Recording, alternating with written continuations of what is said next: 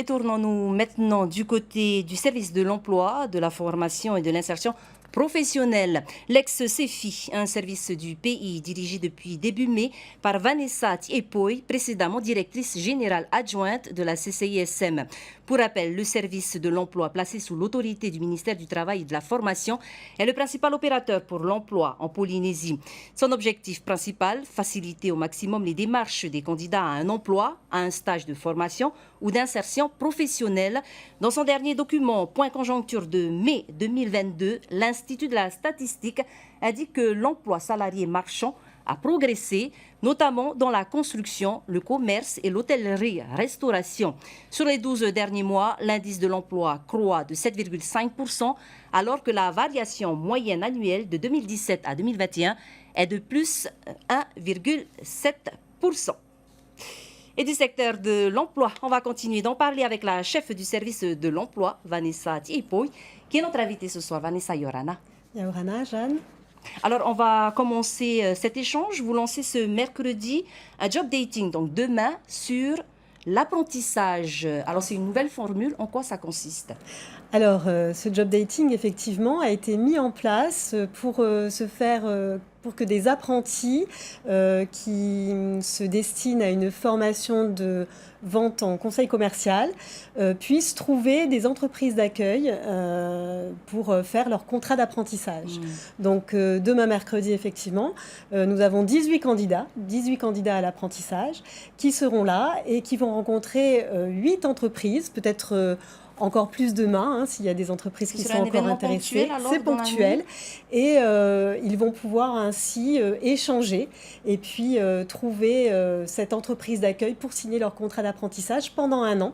Et ça leur permettra en fait de suivre une formation à la fois théorique et pratique dans l'entreprise d'accueil. Comment s'est passée la sélection ?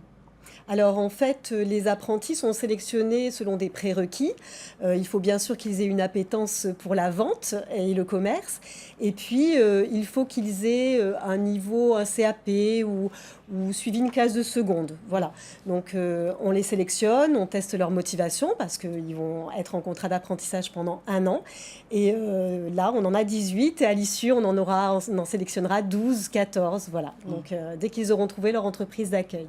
Alors, Vanessa, justement, en parlant de l'apprentissage, on constate que sur les 4 années qui se sont écoulées, eh bien, l'apprentissage n'a bénéficié qu'à 718 personnes, alors que les mesures d'aide à l'emploi de 2018 à 2021, notamment le CAE, eh bien, c'est plus de 21 personnes qui en ont bénéficié. On sait aussi que l'apprentissage est un dispositif qui garantit une bien meilleure insertion que les CAE. Pourquoi cet écart ?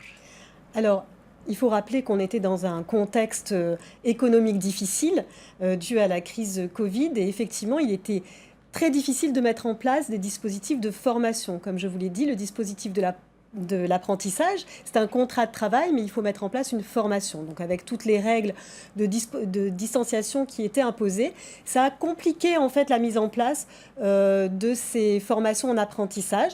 Mais pour permettre justement aux demandeurs d'emploi de s'insérer et de rentrer dans l'activité, c'est pour ça que ça a été compensé par des mesures d'aide à l'emploi pendant cette période-là. Mais dès cette année, voilà, on reprend en puissance et c'est vraiment un dispositif qui va être mis en avant et qui va monter en puissance dans les mois et années à venir. Alors, comment se porte aujourd'hui le secteur de l'emploi ? Est-ce qu'il y a un profil type de demandeur d'emploi ? Alors, un profil type de demandeur d'emploi, non. On a toutes sortes de demandeurs d'emploi, tout âge, toute localisation géographique, tout niveau de compétences et de qualification. Donc c'est ça qui est assez complexe finalement.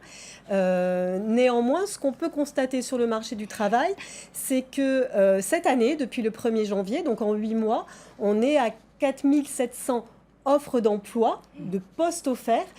Comparativement, sur toute l'année 2021, donc sur 12 mois, on était à moins de 4000 Et en termes de demandeurs ? En termes de demandeurs, alors, si on prend la notion de chômeurs au sens statistique, on a à peu près 10 000 chômeurs. Nous, les demandeurs d'emploi qui sont déclarés au CEFI, qui viennent s'enregistrer et qui sont actifs, on en a là, au 1er septembre, 9000. Dans ces 9000, on a 3500 primo-demandeurs, c'est-à-dire des personnes qui s'inscrivent pour la première fois au CEFI. Alors après, on ne peut pas résumer finalement le marché du travail à une simple soustraction offre et demande de travail, ce serait trop simpliste, parce qu'on se dirait il y a beaucoup de demandeurs par rapport à peu d'offres. En fait, c'est plus complexe que ça. On va avoir des secteurs, on va avoir des métiers où c'est l'inverse. On a des offres qui ne sont pas pourvues. On peut constater aussi que les offres sont concentrées géographiquement, alors que les demandeurs d'emploi sont éparpillés un peu partout dans la Polynésie française. En détail dans de prochaines éditions. Merci beaucoup, Vanessa Tiepo, de nous avoir donné ces éléments de réponse. Maruru. Maruru.